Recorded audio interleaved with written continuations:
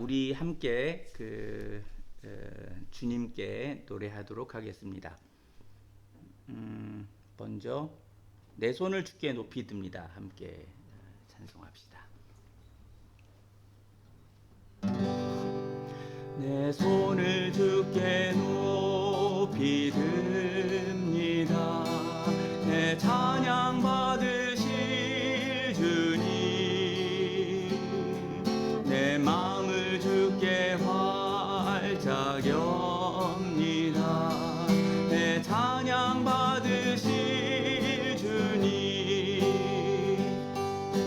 슬픔 대신 희락을, 제 대신 화관을, 근심 대신 찬송을, 찬송의 옷을 주셨네. 내 손을 주께 높이 듭니다. 내 찬양 받으실 주님, 내 마음을 주께 활짝 엽니다. 내 찬양 받으실 주님, 슬픔 대신 희락을, 제 대신 화관을, 근심 대신 찬송을, 찬송의 옷을 주셨네. 라라라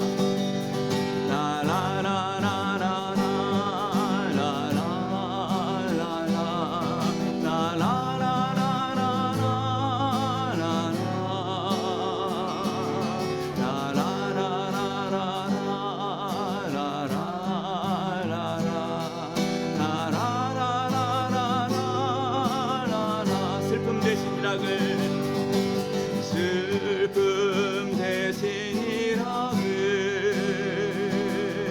제 대신 화관을, 근심 대신 찬송을, 찬송의 옷을 주셨네. 내 손을 주께 높이 듭니다. 내 찬양 받으실 주님, 내 마음을 주께 활짝 엽니다. 내 찬양 받으실 주님.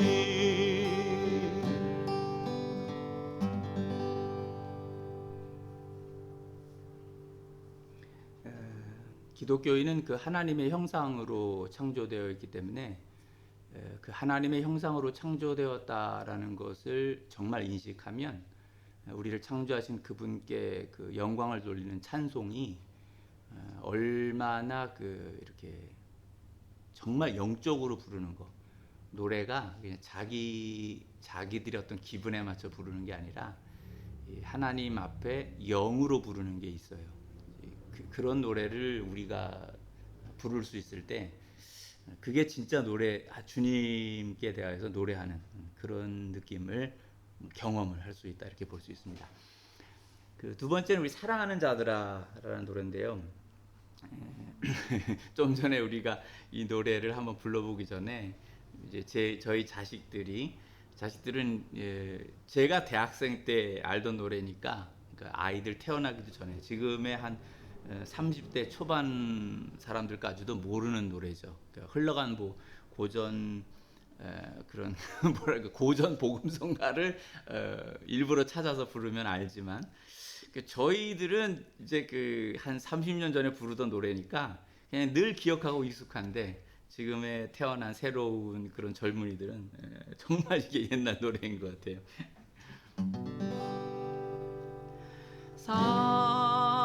사랑하는 자들아, 우리가 서로 사랑하자. 사랑은 하나님께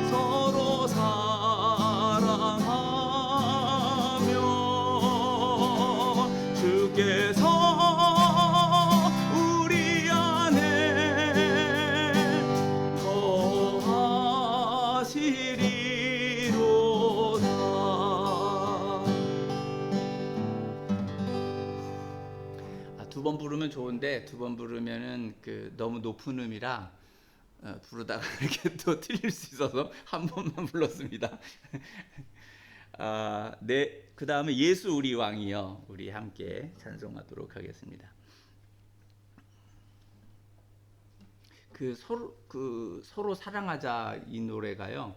제가 부르면서 좀 전에 그런 생각이 좀 들었어요. 저희 때는 그 노래를 되게 간절하게 불렀거든요. 이 노래하면서 되게 간절했는데 요즘은 느낌이 서로 사랑하자에 대해서 간절하지 않은 것 같아요.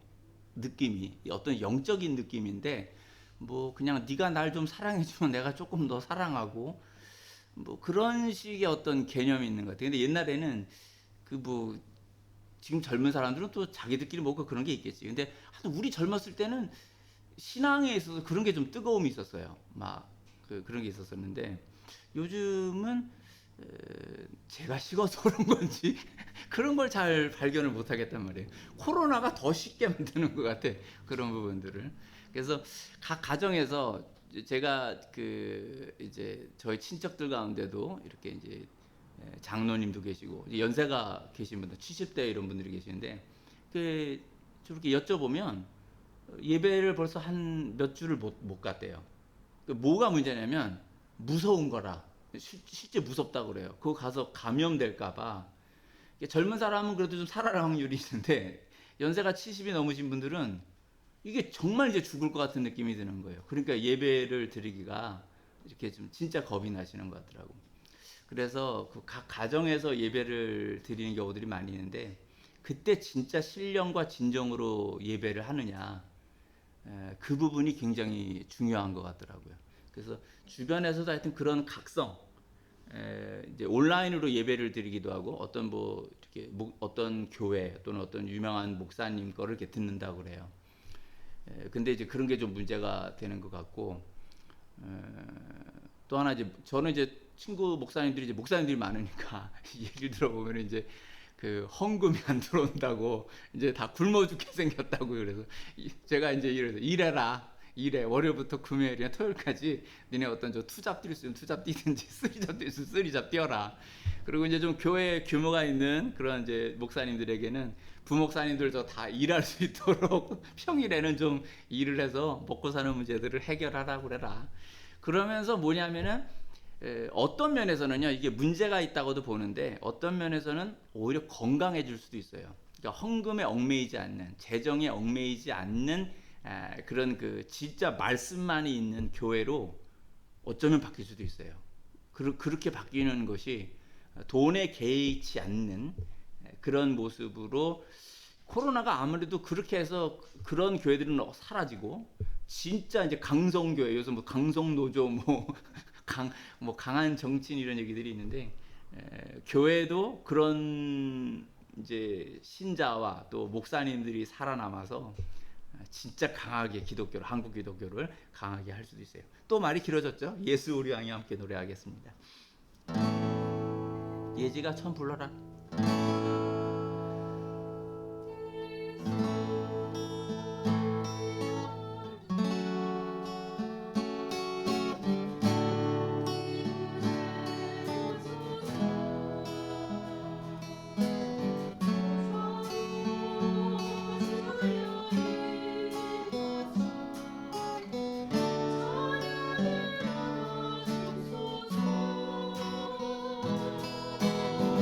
주님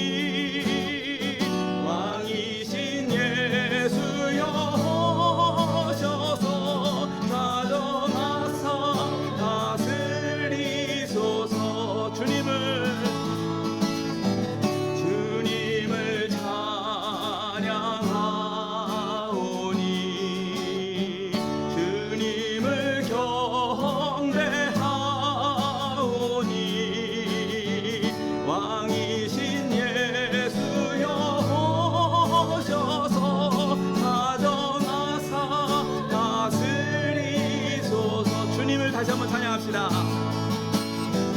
주님을 찬양하오니 주님을 경배하오니 왕이신 예수여 오셔서 가정하사 다스리소서.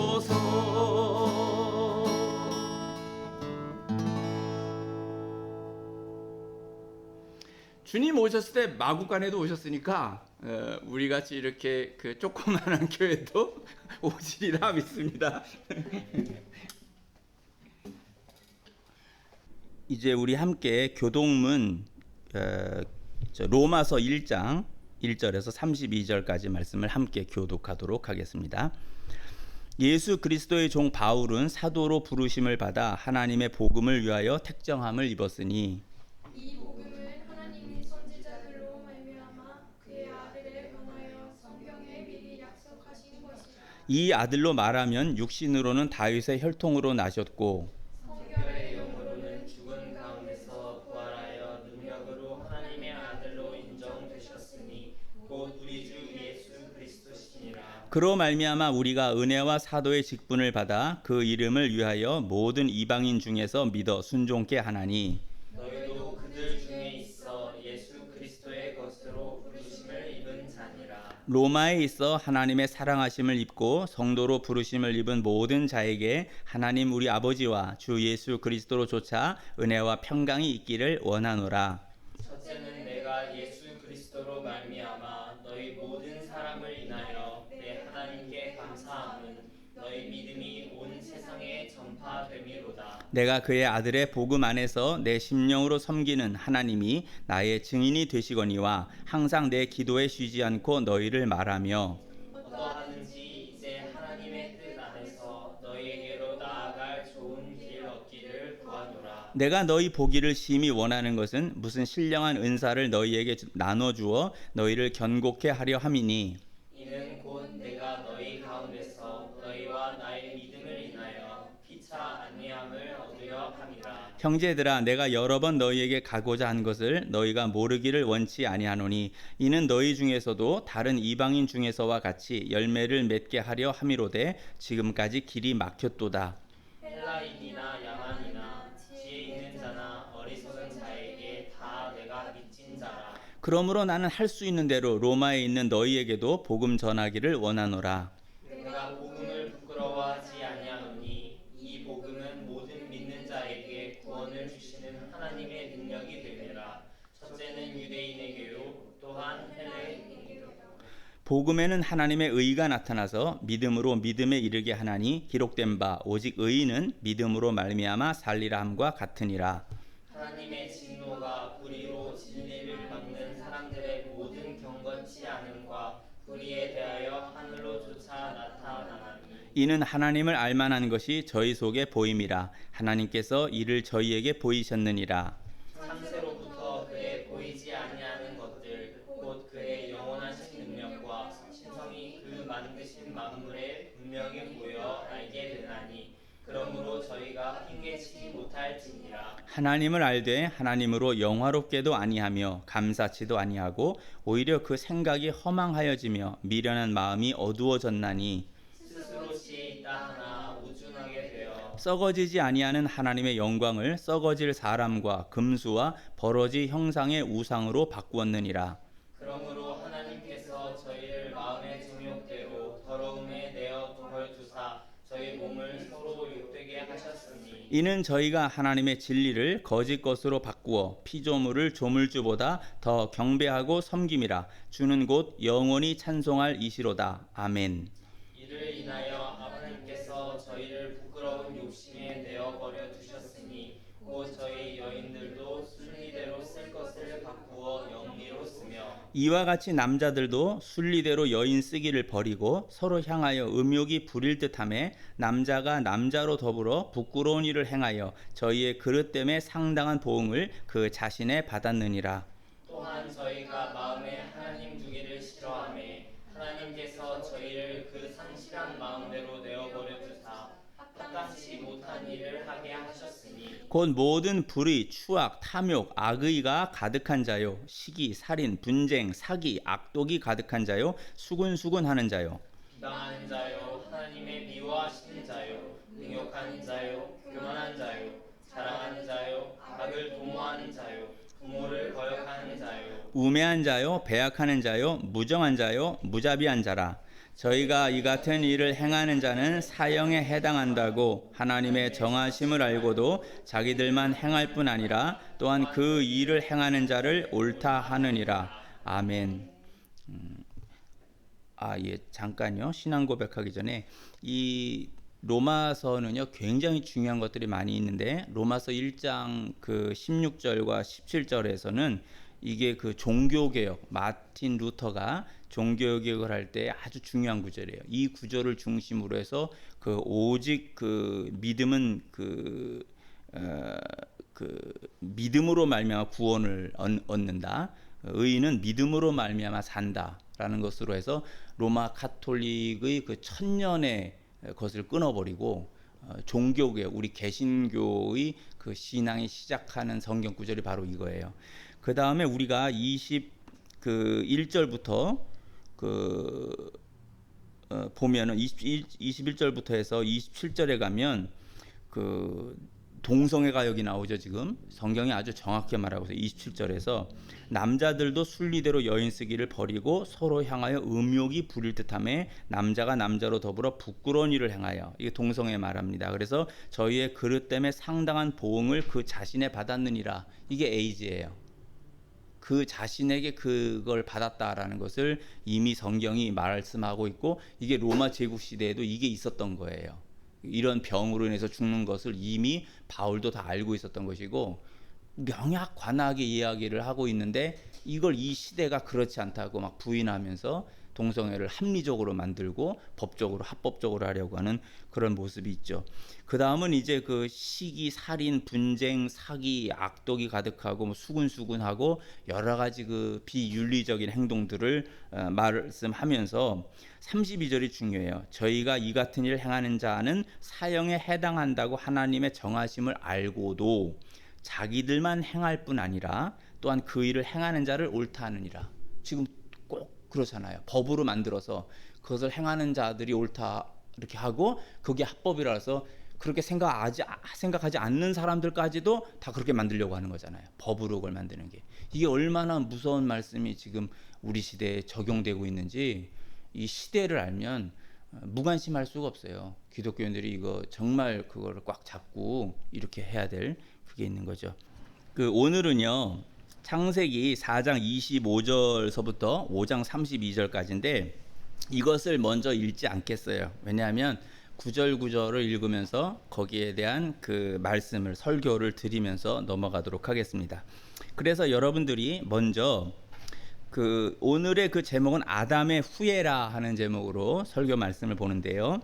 먼저 여러분들께서는 그 창세기 4장 25절과 26절을 읽어주세요. 준비. 아직 준비가 안 됐나? 예. 창세기 4장 25절과 26절을 자, 준비 시작. 아담이 다시 자기 아내와 동침하되 그가 아들을 낳아 그의 이름을 셋이라 하였으니 이는 하나님이 내게 가인이 죽인 아벨 대신에 다른 씨를 주셨다 함이며 셋도 아들을 낳고 그의 이름을 에노스라 하였으며 그때의 사람들이 비로소 여호와의 이름을 불렀더라. 아멘. 여기서 중요한 것은 여호와의 이름을 불렀다는 거예요. 자, 아담이 다시 자기 아내와 동침하매라는 것은 그 전에도 이미 가인과 그 아벨을 낳았었다는 거죠. 물론 다른 자녀들도 낳았어요. 그런데 그것은 구원의 역사에서 중요하지 않으니까 기록을 하지 않은 거예요. 그래서 중요한 인물인 그 아담과 가인과 아벨을 기록했고, 뭐 그 다음에 세 번째 낳은 것이 셋이 아니에요. 그래서 이제 여기서 중요한 것은 이제 구원의 역사에서 이 셋이라고 하는 사람이 중요하기 때문에 이제 낳았다라는 걸 말을 합니다. 그 다음에 아담이 다시 자기 아내와 동침하매. 그래서 남자와 여자가 결혼하여 함께하는 것 중에 아주 중요한 것이 생육하고 번성하라예요. 이 결혼을 통하여 자손을 낳는 것을 게을리하거나, 물론 지난번에 제가 말씀을 드렸지만 그 경제적으로 어려워서 자손을 못 낳는 경우가 있으면 그런 경우는 참 딱한 일이죠. 그러나 최선을 다해서 자손을 낳고 그리고 생육하고 번성케 하는 것, 이것이 기독교인이 갖고 있는 그 아주 중요한 그런 그 의무이기도 합니다. 이슬람교가 선교할 때요, 이슬람교 선교의 방법 중에 하나가 뭐냐면 어떤 나라에 가서 살아요. 그냥 살아요. 우리나라도 와서 살아요. 그 다음에 처음에 뭘 하냐면 일할 때 기도하게 해주세요 그래요. 그 사람들이 하루에 3번, 5번 기도하죠. 5번 기도하는데 이제 보통 뭐 아침에 하고 저녁은 뭐 퇴근하고 한다고 그래도 3번은 직장에서 기도하는 게 돼요. 그러면 이제 기도할 장소 좀 마련해 주세요. 그럼 이제 사장님이 뭐 그래라 그러고 이제 장소를 마련해 줘요. 그러면 처음에 그게 돼요. 이제 기도를 해요. 그다음 뭐냐면 우리 음식 먹는 거 돼지고기 이런 거 먹으면 안 돼요. 그래서 알라신에 저기 하는 거 그 할랄이라고 하는데 그 구별된 음식을 좀 해주세요. 이렇게 해요. 뭐 그래라. 그래서 식당에서 이제 근데 그게 뭐냐면 그 음식을 만드는 사람도 이슬람 교인이어야만 돼요. 허락받은 이슬람 교인이 만든 거야지 아무 요리사나 그걸 만들었다 해서 먹지 못해요. 그러면 이슬람 교인 그 요리사가 와야 돼요. 그럼 벌써 하나 둘 하는데 그 다음 이제 숫자가 많아지잖아요. 그러면은 그 동네에서 우리끼리 우리 법을 좀 지키면서 살게 해주세요. 이렇게 돼요. 그러면 한국의 법이 있어도 어떤 나라의 법이 있어도 그 법의 적용을 덜 받으면서 자기들 이슬람법을 그 안에서 지키려고 해요. 공동체 안에서 여기는 대한민국 헌법에 막 경찰이나 이런 게 못 들어오고 그 안에는 자기들만의 공동체 어떤 게 생겨요. 그런 게 지금 프랑스 파리라든지 영국 런던에 그런 게 막 생기고 있는 거예요. 거기에 수백만 명이 되거든요. 그래서 목사님들이 말할 때 뭐냐면 이거 이미 영국 런던이나 프랑스 파리나 이런 데는 기독교의 도시가 아니라고까지 이야기를 해요. 그들이 그래서 전 국민의 5%막 이렇게 넘으면 10% 정도 되면요, 이제 이슬람을 비방하는 말을 못 해요. 누군가 이슬람을 비방하면 암살당할 수 있어요. 그러니까 비방하는 말도 숨어서 해야 돼. 이름을 밝히면서 못 해요. 위험한 세상이 되어버리는 거예요. 근데 그렇게 하는 방법 중에 하나가 뭐냐면은 처음에는 가가지고 아무것도 안 하고 그냥 애들을 낳아. 그냥 막 애들을 낳아서 애들이 많아져요. 이게 서구 기독교인들은 아기들을 많이 안 낳잖아요, 지금. 그러니까 그 사람들 숫자는 줄고 이슬람 교회의 아이들은 많아지는 거예요. 이슬람 교회 아이들은 많아져요. 걔네들이 벌써 수백만 명이 된 거예요. 그렇게 해서 기독교의 나라와 기독교의 도시가 이슬람화 돼 버리는 거예요.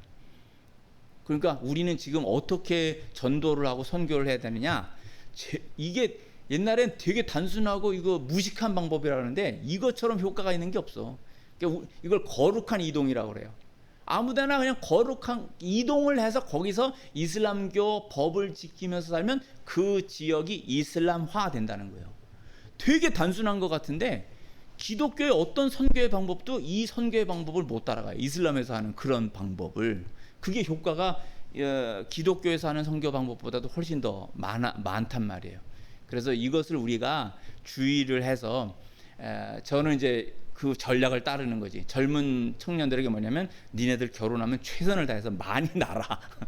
많이 낳아서 그 자녀들이 기독교인이 되는 것이 그 나라와 사회와 어떤 도시를 바꾸는 데 있어서 아주 중요한 거예요. 그래서 많이 나갔고 제가 이제 옛날에 이걸 생각했어요. 많이 나서 목사님 먹고 살기 어려워요. 그 해당 교회들이 있을 거 아니에요. 그러면 아기 많이 난 청년 이런 기독교인 집안에 막 그냥 도와주는 거야. 나라에서도 도와주지만 교회에서도 헌금 들어온 것 중에 많은 부분을 젊은이들이 그 아기들을 많이 난 집에 막 도와주는 거지. 그래서 책임지고 뭐 애를 뭐 어디까지 키워준다든지 막 교육비도 막 대주고 그렇게 해야 되는 거예요. 그러면 그 사람들이 얼마나 그 감사하겠어. 그 주님께도 충성하고 이런 그 모습이 돼야 되는 거지. 그냥 막 교회가 헌금 들어온 거로 막 무슨 교육관 짓고 뭐지 그 필요로 한데 나중에 문제가 뭐냐면 그게 재산이 늘어나는 거로 축적돼 버린단 말이에요. 그럼 나중에 그거 갖고 막 싸워요. 지도자들이 그거 가지고 싸우게 되고 영적인 것은 다 떠나고 결국은 저 재산을 누가 차지하느냐 이런 식의, 그리고 그 재산을 가지고 어떠한 그 권력을 이 세상에서 좀 폼 잡고 사느냐 이런 거에 관심이 가버려요. 큰 교회 목사님이면 이렇게 좀 작은 교회 목사를 보면 이렇게 좀 약간 아래로 내려다 보려는 성향이 자기도 모르게 나오고, 혹은 그게 안 나와도 뭐냐면 큰 교회 목사님을 보면 괜히 자격지심이 드는 거지. 작은 교회 목사님들이 그런 식의 이 크고 작음이 그런 식으로 비교가 되어지거나 이렇게 되면 문제가 생기는 거예요. 그 세상적 관점이 교회로 들어오게 되는 그런 문제가 생기는 거죠. 말이 좀 더 이상한 데로 갔어요. 이렇게 하면 이거 설교 언제 끝날지 몰라. 오늘 긴데. 자, 그래서 여기서 이제 다시 자기 아내와 동침하매라는 것은 이건 남녀 간의 어떤 그 쾌락을 목적으로 하는 것이 아니에요. 옛날에는요, 또 얘기를 안 할 수가 없네 내가. 조선시대 양반들이 왜 이렇게 그 자손을, 똑똑한 자손을 낳거나 이럴 때는요, 이제 다른 데는 몰라. 근데 양반집에서 뭘 하냐면은 합방을 시켜.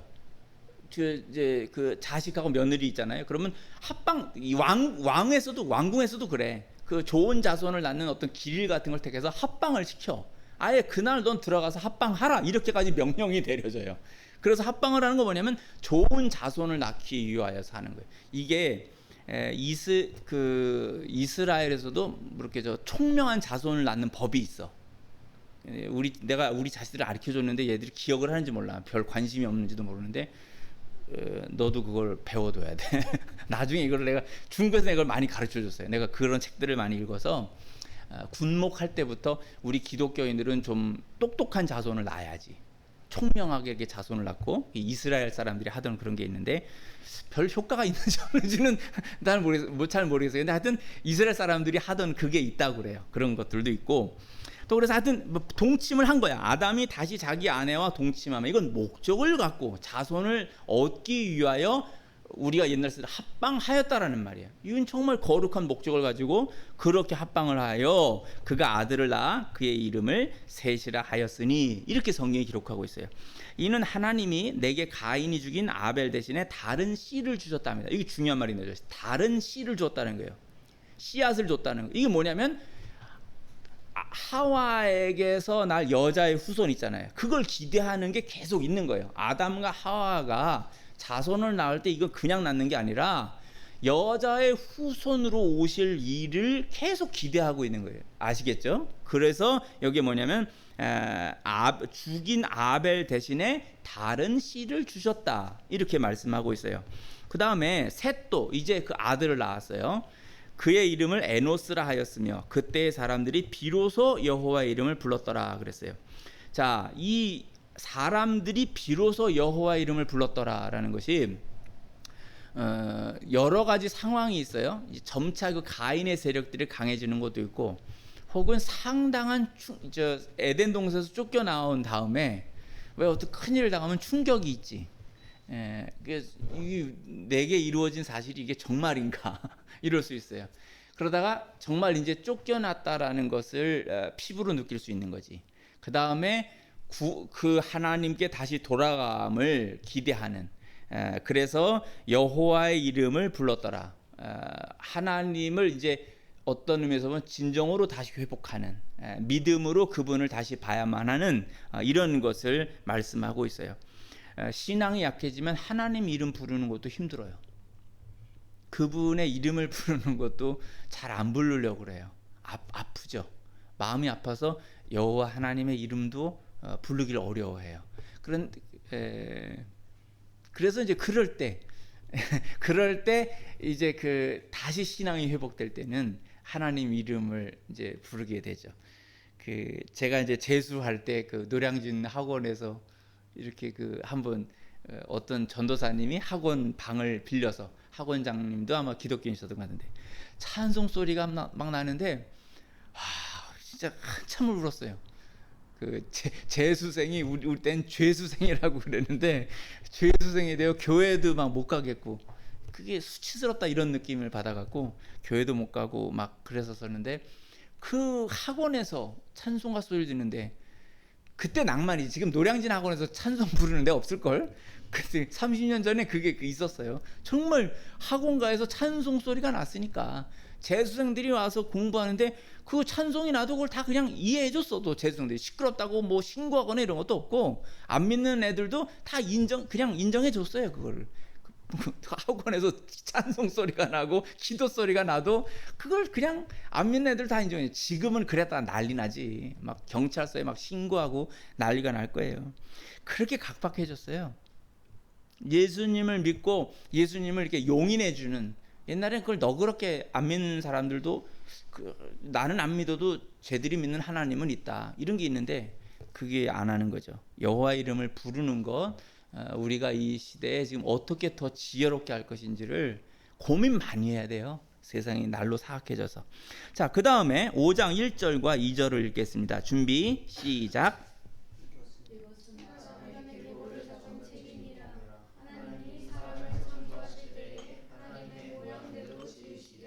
남자와 여자를 창조하셨고 그들이 창조되던 날에 하나님이 그들에게 복을 주시고 그들의 이름을 사람이라 일컬으셨더라. 아멘. 여기 이거요. 이것은 아담의 계보를 적은 책이니라 그랬죠. 자, 이건 뭘 말하는 거예요? 그 앞에는 우리가 지난주에 창세기 4장을 배웠잖아요. 4장은 뭐였어요? 가인의 후손들이 쭉 나왔죠. 기억나는 사람 있어요? 가인의 후손 중에서? 일부 다처제를 했던 사람 누구예요? 라멕이에요. 라멕의 두 아내의 이름은? 거기까지는 아다와 실라가 있고요. 세 아들이 있었죠. 야발, 유발, 두발가인이라고 그래요. 근데 그 아다와 실라, 아다는 예쁘다는 뜻이고요. 그 실라는 듣기 좋은 소리라는 거예요. 그래서 남자들이 그 옛날에 이제 바가지 긁는다고 그러죠. 아내들이 그 듣기 싫은 소리 한다는 거예요. 그래서 이제 그걸 듣기 싫어한 건데, 그렇다고 남편들이 듣기 좋은 소리만 하면 이게 집안이 어디로 가는지 몰라. 근데 그것도 또 이거 부부에 대한 것도 이거 굉장히 중요한 게 있어요. 근데 아다와 실라는 지금 라멕을 심리학적으로 좋게 한다는 것보다는 쾌락과 이 악한 방향에서 맞춰준다는 거예요. 그래서 그 좋지 않은 거예요. 자, 그래서 이 4장과 대조되는 거예요. 이게 5장은 지금 아담의 계보를 적은 책이니라. 그래서 두 개를 대조하고 있어요. 하나는 하나님을 안 믿는 사람들이 가는 문화와 문명, 그들이 무슨 생각, 일부 다처제로 해서 파괴했죠. 그 다음에 가인은 성을 만들었죠. 하나님이 없이도 살 수 있는 체제를 구축하는 거라고 그랬어요. 창세기 4장이. 그래서 성을 만들고 그 안에 고기를 먹고, 아직 허락도 안 했는데, 그리고 인간을 위한 쾌락의 음악들, 뭐 술 당연히 있었을 것이고, 남의 사람들에게서 뺏어온 것, 두발가인의 무기를 가져가서 뺏어다가 성에다 쌓아놓고 그 안에서 그냥 막 즐겼다는 거죠. 이것이 세상 문화예요. 그래서 지금도 우리 사람들이, 하나님을 안 믿는 사람들은 결국 돈을 모으고, 그 다음에 권력이 있거나 이름이 높아지면, 이 이름이 높아지고 권력이 있고 돈이 있으면 뭐예요? 그 다음에 막 여자들에게 성추행하는 거죠. 지금 그 더불어민주당을 그 더불어 추행당이다 이렇게 부를 수도 있어요. 그 사람들이 권력을 잡으니까 이 부산시장 더 먼저는 안희정 씨가 그랬고, 그 다음에 오거돈 씨가 부산시장 그랬고, 서울시장 그렇게 해서 자살했고, 그 다음에 또 부산시 의원이 또 이번에 그랬다고 그래요. 이 사람들이 다 더불어민주당 사람들이에요. 그 옛날에는 또 보수주의에 있는 사람들도 그런 적이 있었어요. 그런 일들이 있는데 지금은 야당 사람들이 그게 안 나오고 있어요. 그건 뭐냐면 권력을 더불어민주당에서 잡았잖아요. 지금은 여당 사람이 잡았는데, 하나님을 믿지 않으면, 근데 하나님을 믿는다고 교회를 다녀도 진짜 하나님을 안 믿으면 그런 짓을 해요. 심지어 다윗도 그랬잖아요. 다윗도 권력이 있을 때 자기 부하의 아내를 보면서 그런 일이 있잖아요. 그게 누구 어떻게 할 수가 있는 게 아닌데, 최근에 일반적으로 하나님을 안 믿는 사람들 속에 그게 많아요. 하나님을 정말 믿으면 그렇게 하기 쉽지 않거든요. 그 두려움 속에서 그걸 잘 못하게 돼요. 그래서 이 두 가지가 이제 이렇게 대조되는 거죠. 가인의 성에 있는 가인의 후손들이 만드는 건 그거였고, 하나님을 믿는 아담 그리고 셋으로 이어지는 이 문명이 어떤지를 오늘 우리가 잘 봐야 되는 거예요.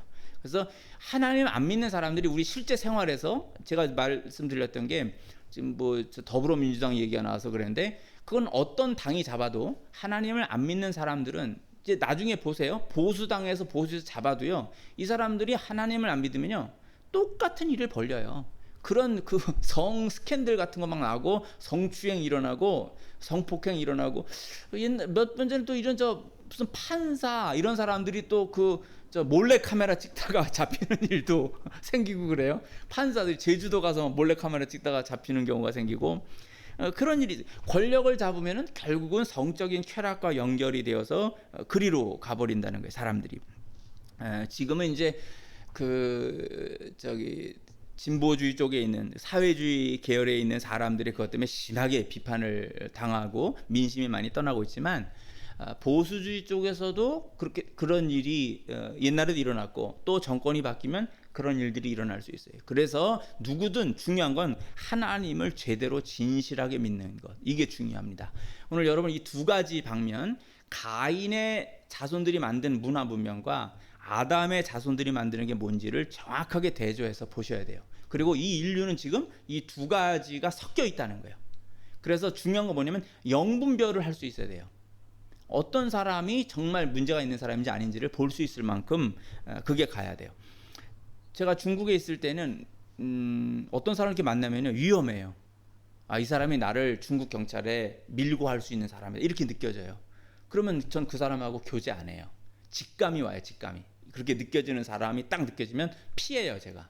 그리고 어떤 사람을 보면 교제해도 된다라고 이렇게 느낌이 와요. 그래서 배반한 사람은 없었어요, 제가 알고 있기로는. 근데 이제 어떤 분들은 막 그렇게 경찰에 이렇게 밀고 하고 이랬다는 소리도 있고 막 이제 그래요.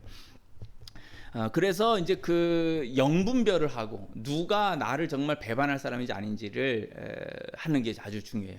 근데 예수님은 더한 게 뭐냐면, 유다가 배반할 줄 알았죠.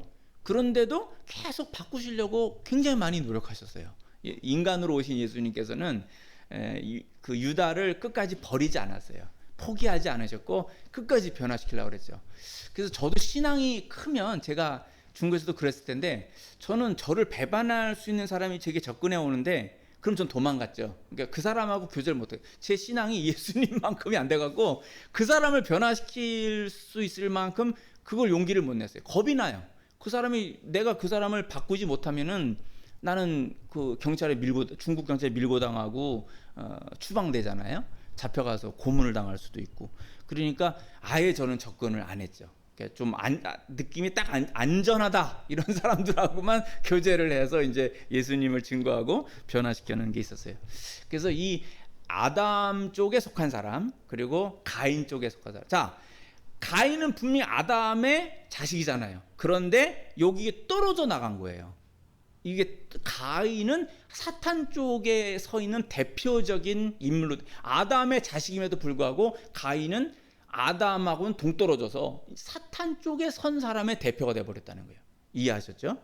그렇게 해서 자식임에도 불구하고 이게 떨어져 나가서 두 흐름의 조상이 되었다는 것은 굉장히 안타까운 일이에요. 사람의 후손 가운데서 사탄에 완전히 속한 사람이 돼버리는 그런 후손이 나온다면 이것처럼 아픈 게 어디 있어요.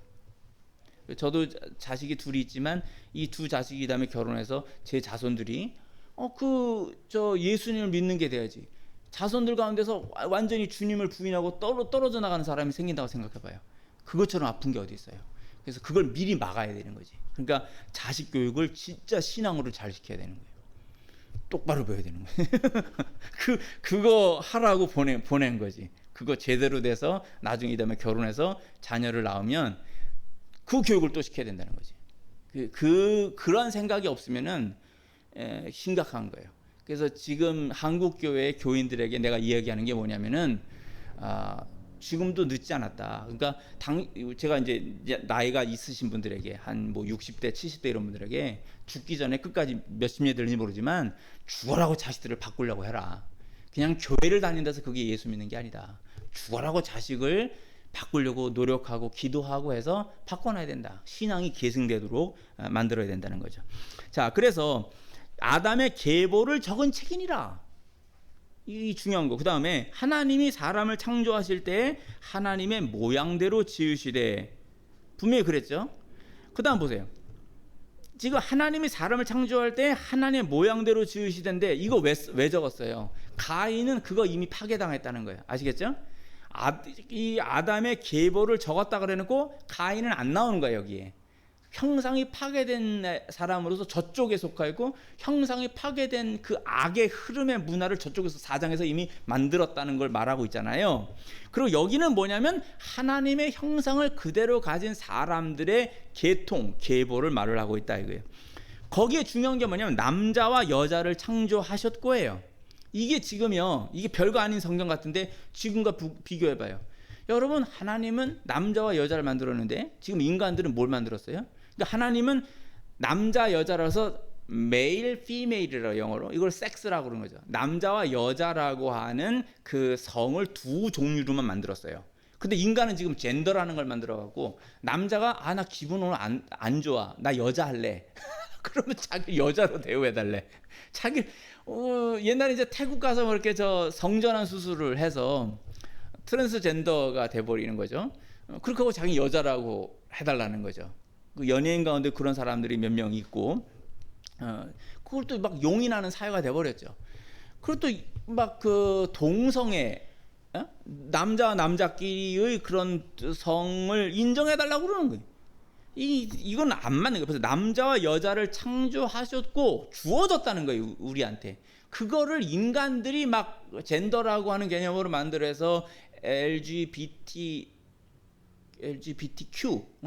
큐어 축제까지 해서 막 그 뒤에 또 몇 가지가 더 붙어 막 너무 복잡해서 외우지도 못하게 해서 그런 것을 막 하고 뭐 그런데, 지난주에 제 아내가 그 이제 그 퀴어 축제 하는 곳에서 보내는 그 메시지들을 보낸 걸 봤어요. 야, 진짜 뭐라 그랬지? 학문 섹스는 뭐라 그랬어? 좋다. 막 이러고 있고, 쿠키를 남자 성기 모양을 만들어 가지고 쿠키를 구워서 그 과자로 만드는 거야. 여자 성기, 남자 성기 막 그렇게 만들어 갖고 그런 걸 먹고 앉아 있는 거지. 근데 이게 지금에만 하는 게 아니라 옛날 로마 시대도 똑같은 일이 옛날에도 있었어요. 그런 걸 견디고 그렇지 않은 세상을 만들려고 하는 것. 이거를 기독교인들이 그 속에 가져야 된다는 것이죠. 자, 남자 여자를 창조하셨고 그들이 창조되던 날에 하나님이 그들에게 복을 주시고 그들의 이름을 사람이라 일컬으셨더라. 여기 중요한 게 뭐냐면 복을 주셨다는 거예요. 창조하셨을 때 복을 준 거예요. 여러분, 하나님의 복을 못 받으면요, 태어나서 아무리 돈이 많고 여러 가지 다 해도요, 행복함을 못 느껴요. 행복하다는 건 복을 받아야 행복한 거예요. 제가 늘 얘기를 하는 게 뭐냐면은 옛날에 우리나라의 굴지의 삼성재벌의 딸이 한 명 있는데 미국에서 내가 한번 얘기했죠. 자살을 했어요. 저는 그게 늘 생각나요. 아니, 그렇게 돈이 많고, 자기 삶이 인생이 막 그렇게, 정말 막 그렇게만 있는 여자가 왜 죽지? 자기를 왜 불행하다고 생각한 거지? 왜 죽을 만큼 뭐가 그렇게 힘들었지? 이런 게 이제 있는 거예요. 그러니까 하나님이 복을 주지 않으면은 소망이 없어져 버려. 아무리 돈이 많아도 그게 재미가 없는 거예요. 산다는 건 복을 받아야 삶의 의지가 있는 거예요. 우리 그걸 본능이라고만 말하는데 하나님은 창조해놓고 바로 복을 줬어요. 아담하고 하와에게. 그 무슨 복이냐면 살아라 이거예요. 살아라. 사는 복이 얼마나 좋은 건데. 산다는 게. 살면서도 무슨 복이 있어요? 맛있는 거 먹는 복. 맛있는 거 먹는 복도 그거 좋은 거예요. 그거 뭔가를 느낀다라는 거죠. 그 감사할 수 있는 거죠. 여러 조건에서. 그래서 그러한 부분들을 우리가 이렇게 어디서 감사하고 무엇을 복으로 여기는가, 이게 아주 중요한 거예요. 그걸 지금 말하는 거예요. 하나님 복을 주시고 그들의 이름을 사람이라 일컬으셨더라. 여기 중요한 건 사람이라는 것은요, 인간이 영생을 해도 그게 신이 됐다는 게 아니에요. 인간은 원래 창조되었을 때 영생하도록 창조된 거예요. 그런데 죄를 지어서 죽게 되는 거죠. 최근에 과학이 밝혀낸 게 뭐라 그랬죠? 기억나요? 염색체 끝에 부분에 뭐가 달아 없어져서 우리가 늙는 거라 했죠. 그 단어가 뭔지 알아요? 응? 텔로미. 오, 이제 이렇게 되는 거야 이제. 한 번 두 번 막 자꾸 듣다 보면 그게 이제 영원히 잊어먹지 않는 게 되는 거지. 그래서 이게 설교나 성경 공부는 이게 잔소리 같은데 대번만 들으면 기억나지. 뭐 10번 해도 아직 기억 못해. 그럼 난 15번도 해. 똑같은 말을 계속 하는 거지. 잔소리를 계속 해야 되는 거지. 듣다 보면 나중에 텔로미어가 기억이 나는 거지. 그러면 그걸 한 단어가 기억이 나면 자동으로 연결되는 거예요. 과학적으로 인간이 영생할 수 있고 늙지 않는다는 것이 이미 있었다는 거예요. 그런데 이것이 달아 없어져서 늙고 죽는 게 우리 가운데 대다수가 다 늙고 죽어버렸잖아요. 그러니까 죽는 게 정상이라고 알아버리는 거야 우리가. 사실은 죽는 게 비정상이에요. 죽는 게 비정상으로 느껴지면 정상으로 회복해야 된다는 간절한 소망이 생기잖아. 영생해야 된다는 소망이 생기거든. 그런데 그게 안 믿어지는 거야. 왜? 주변이 다 죽어버리니까. 예수님의 말씀이 뭐예요? 나를 믿는 자는 죽어도 살겠고죠. 살아서 믿는 자는 영원히 살리라 말씀하셨어요. 죽어도 살겠다라고 말씀하셨다고.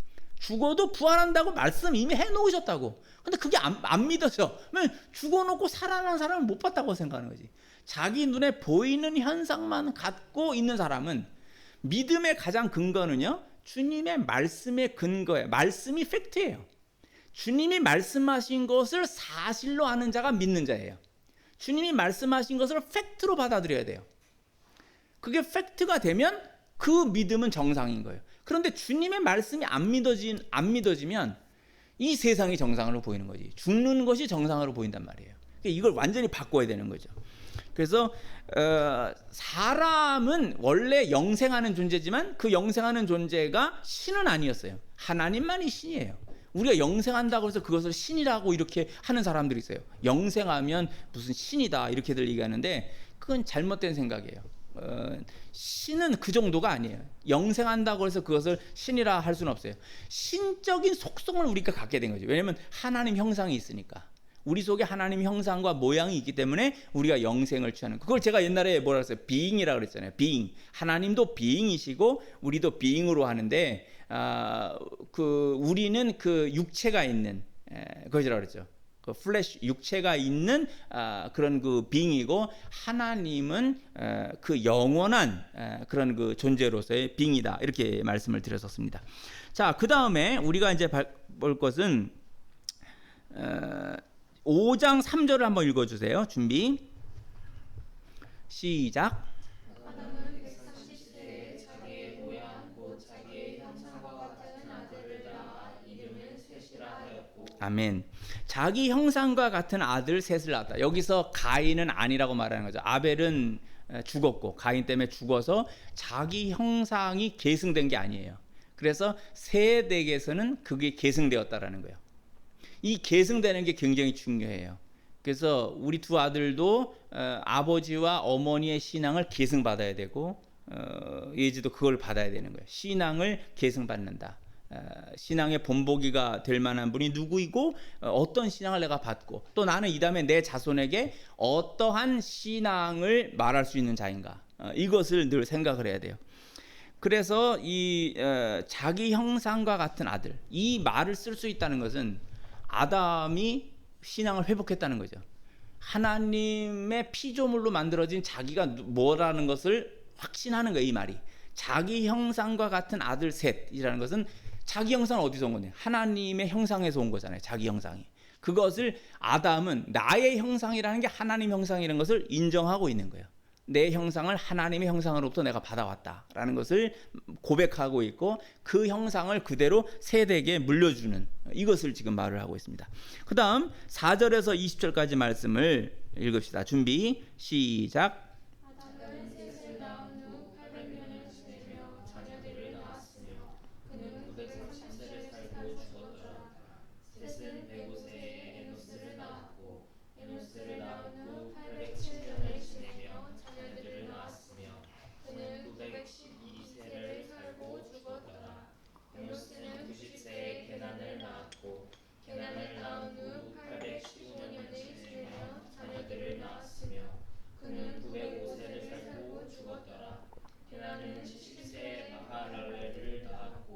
마하랄렐은 낳은 후 840년을 지내며 자녀들을 낳았으며 그는 910세를 살고 죽었더라. 마하랄렐은 65세에 야렛을 낳았고 야렛을 낳은 후 830년을 지내며 자녀를 낳았으며 그는 895세를 살고 죽었더라. 야렛은 162세에 에녹을 낳았고 에녹을 낳은 후 800년을 지내며 자녀들을 낳았으며 그는 962세를 살고 죽었더라. 아멘. 자, 이게 지금 이 성경 읽기가 굉장히 힘들죠.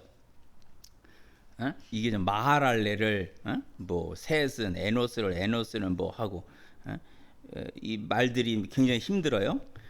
근데 이걸 이제 소리내서 좀 이게 성경을 하면 되게 좋은 거는 저는 옛날에 연극도 했었어요. 그래서 딕션을 하거든요. 그래서 이제 소리를 복식 호흡하는 것도 하고 공명 울리는 것도 하고 뭐냐면 딕션 할 때 가갸 거겨 고교 구규 구규느니 이런 거예요. 가갸 거겨 고교 구규 그기 이 딕션을 정확하게 해서 전달하는 걸 해요. 제가 지금 목사가 돼서 선교사가 돼서 이게 얼마나 도움이 되는지 몰라요. 음악을 하는 친구들도 아마 그런 걸 한다고 난 생각하는데 이 딕션 하는 거. 그러니까 성경도 이거를 여러분이 읽어봐요. 소리를 내서 한번 딱딱딱 정확하게 읽는 거. 이거를 해봐야 돼요. 그래야 복음을 전할 때 모든 목적은 복음을 전하는 것을 목적으로 해서 내가 뭘 연습하고 뭘 훈련해야 되는가 그걸 생각해 보면 돼요. 근데 이게 나중에 보면은 다 주님께 영광을 위해서 했는데 그게 다 자기에 도움이 돼.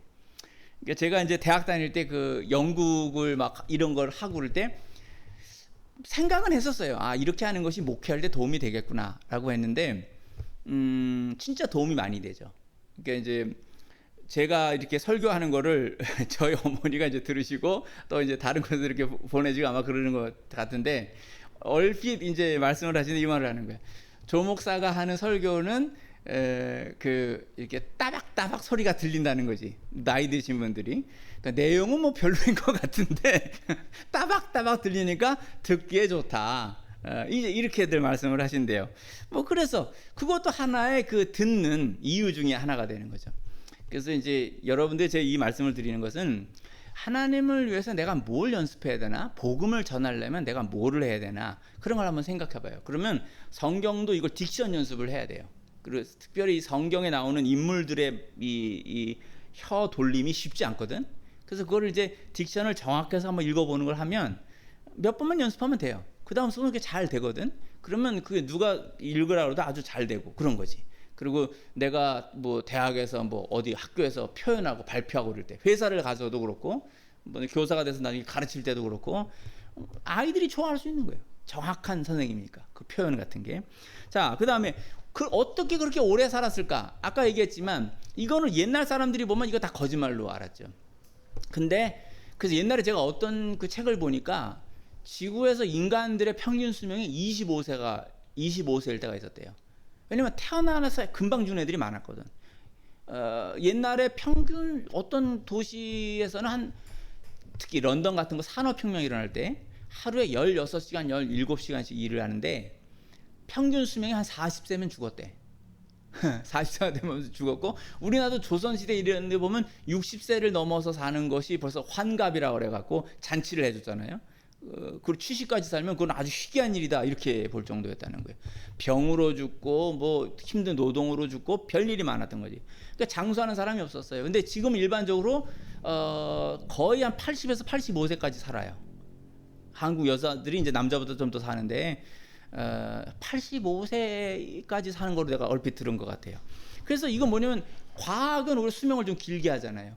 근데 무슨 말이 있었냐면 일본의 어떤 학자가 사람은 성장한 것의 10배를 산대요. 사람들이 보통 25살까지 성장한다고 그래요. 그러면 사람은 원래 일반적으로 그 일반학에서 보는 거 보면 250살 정도까지 살아야 되는 거지. 근데 왜 한 70, 80, 100살이면 죽을까? 이유하는 사람. 스트레스. 취직. 애들 교육. 뭐 부모님 모시는 거. 뭐 직장 다니면서 여러 가지 받는 스트레스. 이 스트레스 같은 거, 이런 것, 걱정, 염려. 동물들은 25년을 만약에 성장했다면 거의 250년까지 살고 죽어요. 걔네들은 스트레스를 할 게 없잖아요. 근데 우리 인간들은 미리 염려를 한다는 이 스트레스가 있는 거예요. 그 스트레스가 오래 못 살게 하는 거죠. 그것만 해도 벌써 그렇고, 과학은 지금 수명 인구를 늘려, 아까 말한 텔로미어 같은 것을 하면 1000살까지 사는 게 가능했다는 거죠. 영생이 원래 가능했던 건데 그게 죄로 인해서 차단되었다라는 것을 우리가 흔적으로 알 수 있는 거예요. 벌써 이것만 들어도, 이런 정도의 지식만 해도 이 성경 말씀이 거짓이 아니구나라는 것을, 전설을 적어놓은 게 아니네라는 것을 슬슬 믿을 수가 있는 거예요. 그죠? 그 부분이 오는 거예요. 오히려 이 세상의 과학, 텔로미어라는 말 자체가 이미 늙지 않는 그 불로장생의 길이 되는 열쇠를 이미 찾아냈다는 거예요. 그걸 어떻게 닳지 않게 할 수 있냐만 찾아내면 늙지 않을 수 있는 거죠. 늙지 않을 수 있는 거예요. 이제 그런 부분들이 벌써 과학이 그 말하면 믿고 성경이 말하는 것은 안 믿었단 말이야, 일반적으로 사람들이. 근데 이 말이 이제는 믿어져 오는 시대가 됐다는 거예요.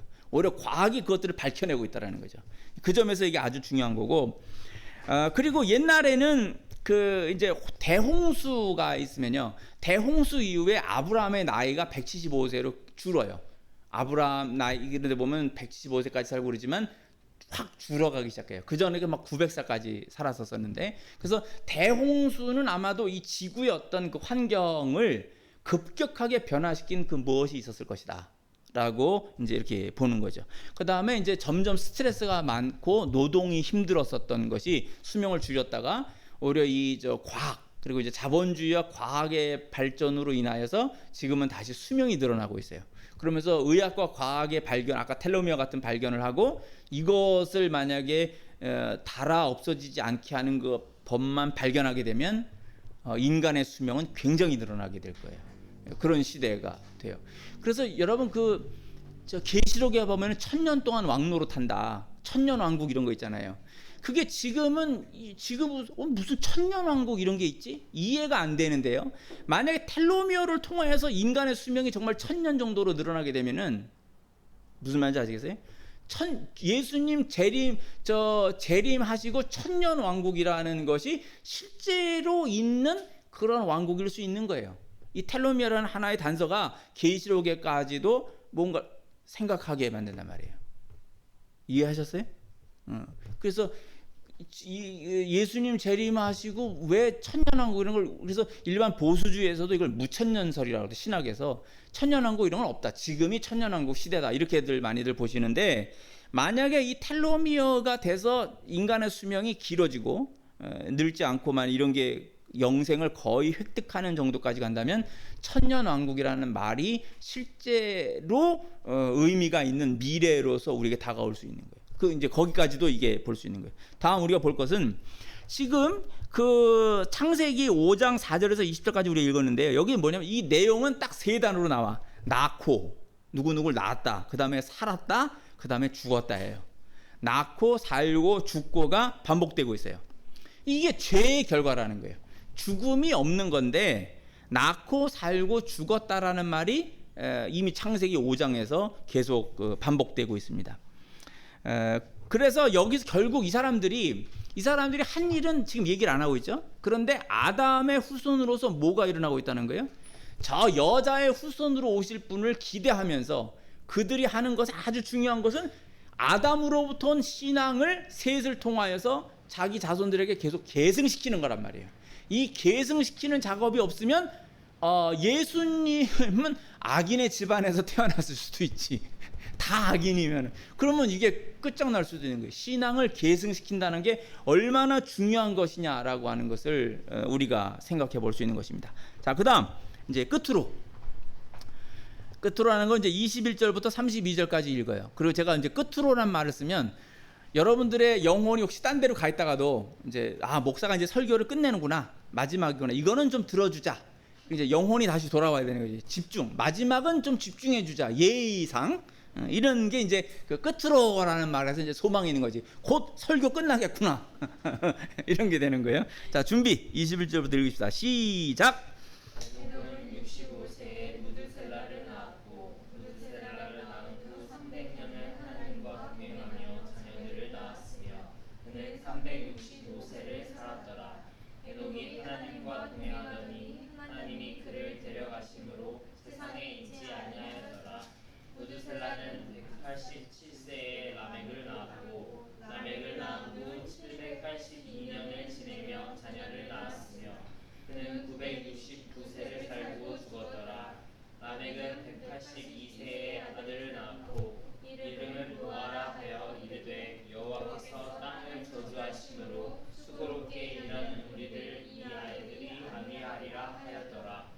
라멕은 노아를 낳은 후 595년을 지내며 자녀들을 낳았으며 그는 777세를 살고 죽었더라. 노아는 500세 된 후에 셈과 함과 야벳을 낳았더라. 아멘. 여기는요 굉장히 중요한 인물들이 몇 사람이 나와요. 근데 먼저 볼 것은 여러분 아까 가인의 후손 중에 라멕이 있다고 그랬죠. 저 창세기 4장에서 거기도 라멕이 있고 지금 창세기 5장 아담의 후손 가운데도 라멕이 있죠. 그런데 이 두 사람이 지금 극명하게 대조가 되죠. 가인의 후손 라멕은 뭐를 했어요? 일부 다처제에 시작을 한 사람이 그 사람이라 했죠. 아다와 실라가 있고 그 라멕의 아들들은 목축업과 음악과 그리고 철기를 만들어서 가인이 만든 에녹성, 여기 이름들이 똑같은 이름이 몇 사람이 나와요. 그죠? 에녹도 같이 나오잖아요. 그런데 그 사람들의 이름이 가인 쪽에 있는 사람들이 한 일과 아담 계보에서 있는 사람들의 한 일이 극명하게 대조가 되죠. 그래서 에녹성이라 하는 것도 이것은 하나님 없는 성을 가인은 만들었고 자기 아들의 이름을 따서, 그러니까 거기서는 자기 자손을 믿는데 악인을 만드는 일을 했다는 거예요. 하나님 없이 사는 아들에게 뭘 가르쳐 놨다는 거예요? 하나님 없이 사는 법을 가르쳐 놨다는 거지, 가인 쪽에서. 그리고 아들의 이름을 따서 에녹성이라 그랬는데 그거 에녹에게 물려줬을 거 아니에요. 그죠? 성 만들어 놓고 뭐 줬다는 거예요? 재산을 줬다는 거지. 그리고 하나님 없이 사는 법을 에녹에게 다 가르쳐 놨다는 거지. 그러니까 그 에녹이 그러한 아버지로부터 그런 훈련을 받아가지고 나중에 나온 애가 라멕이란 말이에요. 라멕은 일부 다처제를 했고 라멕의 세 아들은 이 완전히 체제를 완성시킨 거지. 가인이 형성하기 시작한 그 체제, 목축어, 고기 먹고 인간의 쾌락을 위한 음악과 그리고 각종 그 철기를 만들어서 더 많이 뺏어오는 강력한 그런 그 권력 그리고 이 군사력의 성을 만들었다는 거지. 이거 이제 체제가 완성됐다라는 거예요. 그런데 아담 쪽에 있는 사람은 에녹은 뭐를 했냐면 65세에 무두셀라라는 사람을 낳았는데, 자손을 낳았는데, 그러고 난 다음에 뭘 받는지 에녹은 그 이후로 하나님과 300년을 동행했어요.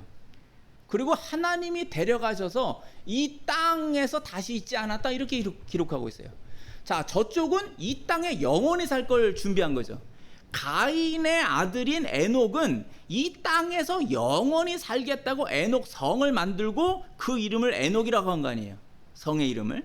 그러니까 하나님 나라를 가겠다 이런 게 아니지. 거기는 이 땅에 내가 영원히 살리라라는 이 땅의 세계를 구축한 것이고, 여기는 에녹은, 이쪽의 에녹은 아담의 후손으로서의 에녹은 65세 무드셀라 낳은 다음에는 300년 동안 주님과 동행을 했어요. 그 다음에 하나님이 그를 데려가심으로 이 땅에 다시 있지 않았다. 완전 대조가 되죠, 이 두 모습이. 그 다음에 또 라멕이 지금 어때요? 이쪽의 라멕은 일부 다처제, 인간의 쾌락을 위한 것과 그런 걸 했는데, 이쪽의 라멕은 노아를 낳았잖아요. 노아가 뭐냐면 노아 시대 때에 대홍수가 난단 말이에요. 그러니까 이걸 노아라고 하는 건 뭐냐면은 라멕도 그걸 알고 있었다는 거지. 최후의 그 물의 심판이 오게 될 이 세계가 될 것이라는 것을 예감한 거예요, 라멕이. 이쪽의 라멕은 이 세상에서 에녹성에서 쾌락을 즐기기 위한 세계를 구축하고 있을 때, 아담의 후손으로서의 라멕은 이 땅이 심판될 걸 준비하고 있었다, 이렇게 볼 수 있는 거예요. 전혀 다르죠. 그 다음에 또 하나의 재밌는 건 뭐냐면, 저 에녹이 낳은, 아까 65세에 무두셀라 낳았다 그랬잖아요. 이 무두셀라가 성경에서 제일 오래 산 사람이야. 몇 살까지 살았다고 그랬죠?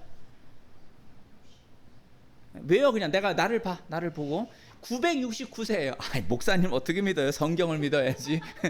성경 보고 정확한 지식을 할래요. 그게 참된 모습이야.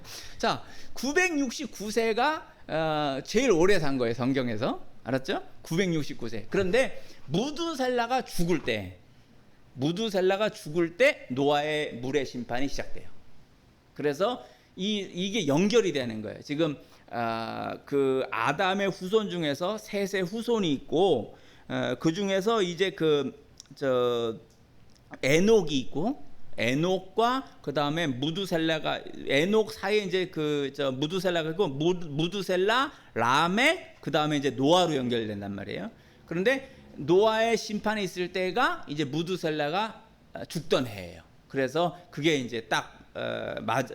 인간 세상에서 최고로 장수한 사람이 죽었을 때 그때 이제 물의 심판이 오고 노아의 아버지인 라멕은 노아 때에 이 세상에 무엇이 있을 것이다 라고 하는 것을 예감하고 있죠. 그게 왜 예감이 되냐면 6장 다음 주서부터 우리가 하게 될 그 부분에서 완전히 가인의 후손들로 인하여서 죄악이 아주 그냥 만연화된 그런 세상으로 바뀌어요.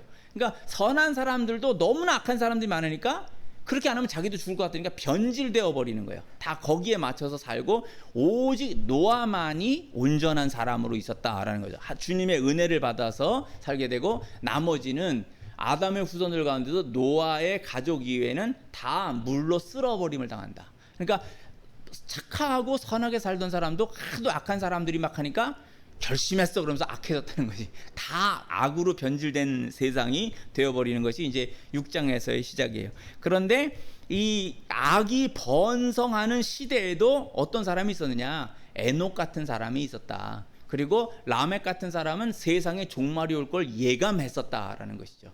그리고 노아는 그 시대가 아무리 그래도 끝까지 주님 말씀 붙잡고 가는 사람이었죠.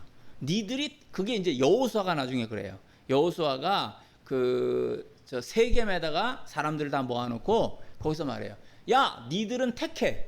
우리를 애굽에서 구원하여 낸 10가지 재앙과 홍해를 갈라서 우리를 구원하여 낸 야훼 하나님을 따를래? 아니면 이 가나안 땅의 사람들이 믿던 너희들에게 저 성적인 그런 쾌락과 그리고 농경을 통하여서 이런 여러 가지 곡식을 준다고 하는 바알신을 섬길래?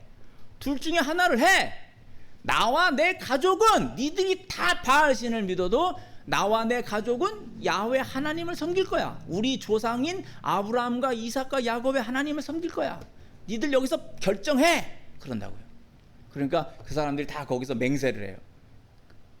노예로 나와서 40년 동안 광야 생활을 하고 이제 가나안 땅으로 들어온 사람들이 여호수아를 따라서 맹세하기를 우리가 주님 말씀대로 살겠습니다. 우리의 신은 야훼 하나님입니다. 바알이 아닙니다. 이렇게 딱 결심을 하죠. 그러니까 그것으로 인하여서 이스라엘 사회는 다 하나님 믿는 세상이 됐다는 거예요.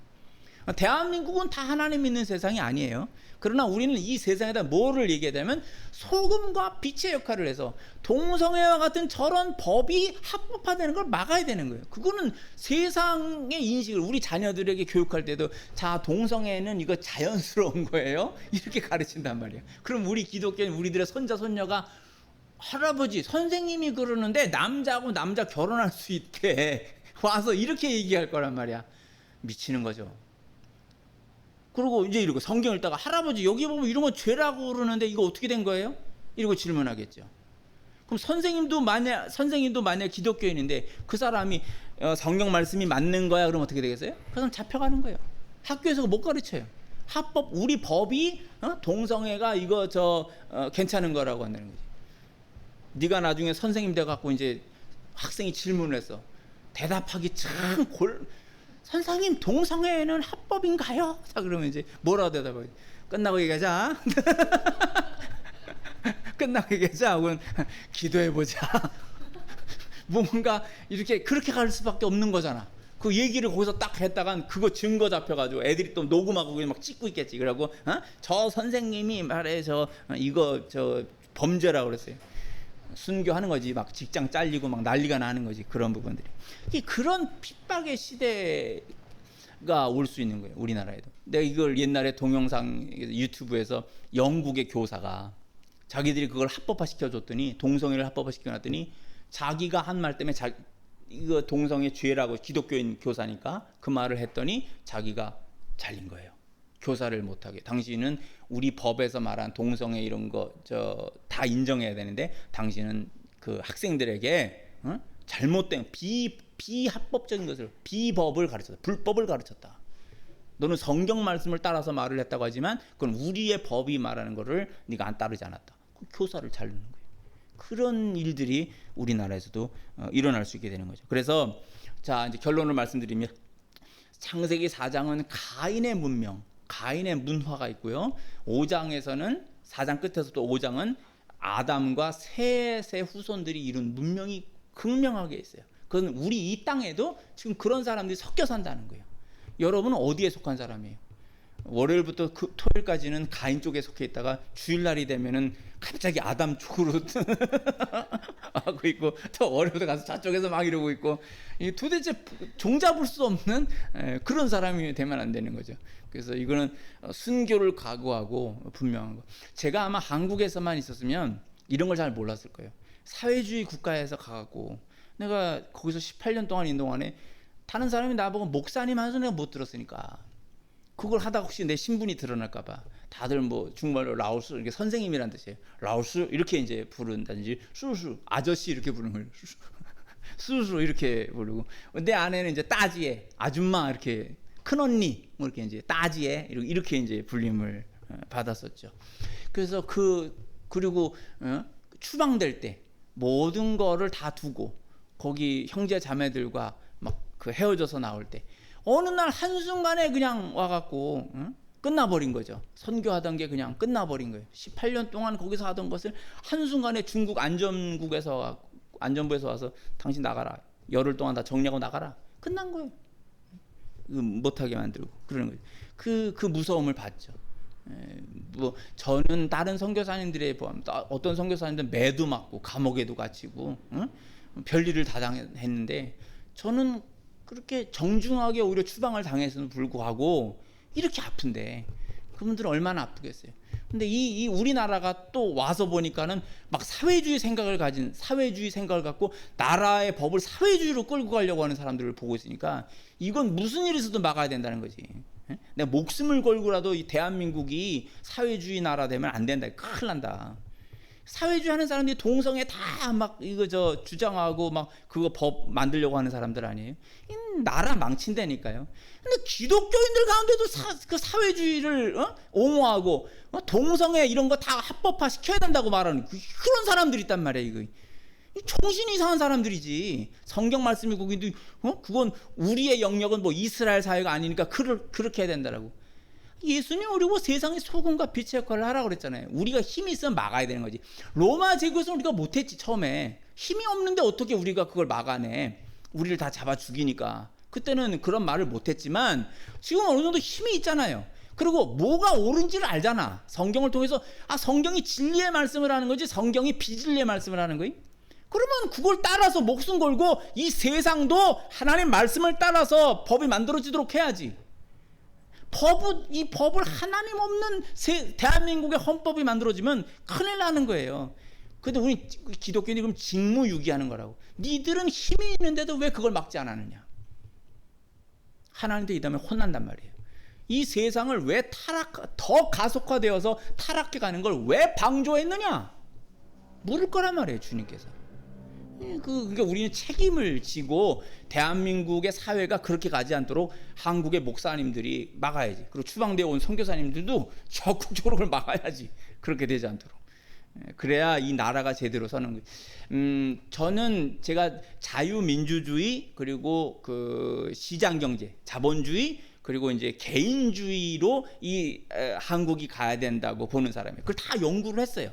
그래서 옛날엔 제가 좀 사회주의적 생각도 갖고 있었고 진보라는 이름이 좋으니까 그렇게 가는 게 좋은 거 아니야? 막연히 이제 그렇게 생각했었는데 다 살펴보니까 그게 아니더라 이거예요.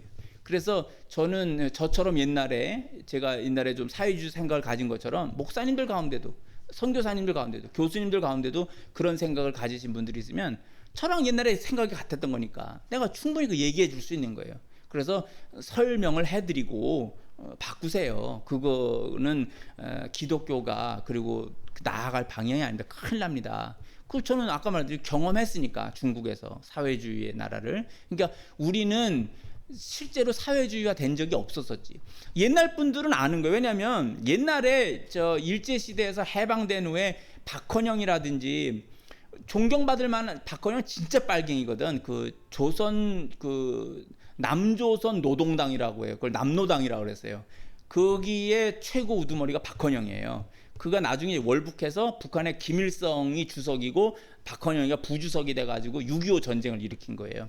근데 이제 그런 식의 진짜 빨갱이 사상을 가진 사람들 이외에 사회주의적, 건전한 사회주의적 생각을 가진 사람들이 있었어요. 여운형이라는 사람도 사회주의적 생각이 있고, 또 그 학문적으로 보면요, 김구 선생님을 전 존경해요. 그런데 상해 임시정부의 생각도 그 상해에 있으면서 뭐냐면은 사회주의적 영향이 나타나요. 그게 조서왕의 그 삼균주의라는 거예요. 그게 외교부, 저 상해 임시정부 외교부 장관을 하던, 외교부장을 하던 이 조서왕의 그 사상이 삼균주의라고 해서 이게 사회주의적 사상이거든요.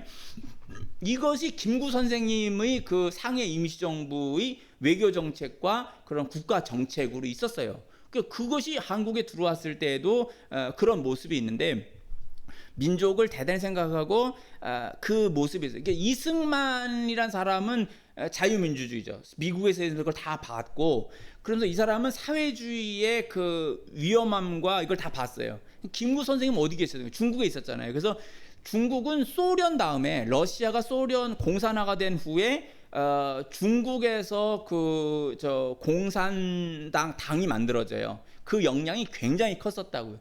심지어 누구예요? 그 순원, 손민이라고 하는 순원도 러시아가 공산화되면서 일시적으로 뭐냐면 중국으로부터 러시아가 뺏어갔던 모든 그 이권을 다 넘겨줬어요. 우리 이거 부당한 거다, 제국주의였다 러시아가. 그래서 그 소련에서 그걸 넘겨주니까 순원도 그걸 딱 보면서 이 공산주의가 우리가 가야 할 길이라고 잠시 혼돈이 일어난 거예요. 기독교인이었지만. 그래서 1차 그 국공합작이라고 그래요. 그래서 순원이 그 부분을 동의해서 공산당과 함께 일본을 몰아내자. 거기에 이제 1차 국공합작이라는 게 이루어져. 이 복잡해 보이긴 하는데 그만큼 영향력이 있고 괜찮아 보였어요. 당시에 볼 때. 괜찮아 보이니까 많은 지식인들이 사회주의를 하고, 사회주의적 생각이, 사회주의만 더불어 살자는 말 아니에요. 그러니까 그걸 되게 좋게 봤는데, 이승만은 그걸 본 거예요. 뭘 봤냐면, 아주 중요한 건데, 제가 깨달은 것도 하나 뭐냐면, 개인의 책임이 먼저라는 거예요. 누가 누굴 도와서 서로 사는 것을 의지해 살면 안 돼요. 항상 인간은 뭐냐면 하나님이 나를 창조했잖아요. 그러면 창조된 나는 하나님 앞에서 한 개인으로서의 나를 책임지는 게 먼저라는 거예요. 살다가 어려우면 이웃이 도와줄 수 있어요. 친구나 이웃이나 가족이 도와주고, 사회나 공동체도 도와주고, 정부도 도와줄 수 있어요. 그러나 이 자기 자신의 삶에 대한 책임을 개인이 진다라는 생각을 항상 갖고 있는 그 책임의식, 이게 어디 있냐면 자유민주주의와 시장경제와 개인주의에 있다는 거예요. 근데 사회주의는 의존하게 만들어요. 여하튼 간에 뭔가 더불어 살자라는 것은 나를 양보해서 전체가 생각하는 것을 항상 먼저 하자라는 생각이거든요. 그게 전체주의로 가는 길이 되는 거예요. 그게 극으로 몰아붙이면 진짜 공산주의가 이제 전체주의가 되는 거죠. 이게 버릇이 돼가지고 유럽의 사회주의는 조금 건전해 보이니까 우리가 그렇게들 이제 그렇게 가자고들 한국에서 그걸 모르고 말씀들 하시는데, 이번에 느낀 거잖아요. 이번에 그 뭐예요, 임대차 3법인가 더불어민주당 할 때 누가 손해를 봐요? 임대인만이 아니라 임대차인들도 다 어려움을 당하는 거고, 무슨 문제가 있냐면 은행 대출이 안 되니까 집을 사고자 하는 사람도 못 사게 돼요. 그러니까 제가 글을 한번 썼었는데, 대한민국 국민이 원하는 건 내가 어려워도 열심히 돈을 모아서 은행 대출을 받아서 집을 사는 거라는 거예요. 내 집을 사는 거예요. 내 소유로 된. 근데 지금 국가가, 지금 정부가 갖고 있는 생각은 뭐예요? 현 정부는 공공임대주택을 많이 지어서 공공임대주택에 들어가게 한다는 거예요. 그 내가 국민들에게 묻는 거예요. 당신들은 이 정부와 같이 사회주의 생각을 가진 사람들이 공공임대주택을 져서 당신은 영원히 공공임대주택에 살다가 거기서 죽는 인생이 좋으냐, 아니면은 당신이 아주 힘들어도 열심히 하고 은행 대출을 받아가지고 당신 소유 이름으로 된 그 집에서 살다가 죽는 게 좋으냐? 어떤 거 할래? 두 번째 거? 당연히 인간은 자기 소유로 된 곳에서 살다가 죽으려고 하는 거예요. 그게 국민의 바람이에요. 그러니까 딴 것들은 다 막 열렬히 지지하다가 이번에 뭐냐면 부동산법에서 깨달은 거예요. 이게 모든 국민의 바람에서 잘못된 정책으로 가는구나. 그러니까 정부라는 힘이 잘못된 길로다가 이것을 이렇게 가게 되면 이게 국민들 전체가 손해라는 걸 이제 깨달은 거예요. 그러니까 이제 신임하지 않고 저걸 그대로 가다간 이게 진짜 사회주의고, 지금 막 6년으로 늘린다는 소리가 나고 별 법을 다 그게 그 사람들이 많으니까 별 법을 다 만들어낼 수가 있는 거잖아요. 그러니까 이게 옛날에 이명박 그리고 박근혜 정권 때도 그 사람들이 오만했잖아요. 막 법을 자기들 멋대로 만들려다가 국민들이 그걸 등을 들어섰죠. 그래서 이번 경우도 보면 스스로가 무너져 버리는구나. 그래서 저는 여하튼 누가 하는 게 중요한 게 아니라 제가 성경을 보고 다 연구한 것은 자유민주주의와 시장경제와 그리고 개인주의에 의한 나라의 체제를 구성하고 사람들이 겸손하고 정치인들이 겸손하고 검소하게 사는 체제를 만들어라. 그러면 국민들이 그 안에서 열심히 자기들의 그 여러 가지 일들을 하고 해서 자기들의 일을 할 수 있는 거예요. 더 큰 건 뭐냐면 사람이 자기 집이 있어야 말을 할 수 있어요. 여러분 공공임대주택에 사는 사람이 정부가 무슨 잘못한 일을 했을 때 비판할 수 있어 없어? 못해요. 왜냐하면 그 정부의 소유로 돼 있는 거냐, 그 공공임대주택들이. 그러니까 내가 공공임대주택에 살고 있는데 정부가 잘못하는 것을 비판할 수 있느냐? 비판 못해요. 근데 내 집이야. 내 집이면 그 정부가 잘못하는 거 비판할 수 있어요. 그래서 민주주의는 어디서 와야 되냐면 우리는 공공임대주택에 사는 것이 아니라 각자 국민들이 자기 집을 갖고 살아야만 뭐냐면 진짜 민주주의가 나온다는 거예요. 자기 소유가 있어야. 이해하셨죠? 지금 미안해요. 또 딴 데로 가서. 근데 이 정도로 오늘은 말씀을 하고, 오늘의 이 본문 말씀에서 이제 가인의 흐름과 아담의 흐름이 있는데 섞여 있다. 이 섞여 있는 것은 우리는 영분별을 정확하게 하고 하나님 앞에 올바른 신앙의 사람으로 서는 우리 모두가 될 수 있기를 그리스도 예수의 이름으로 축원합니다.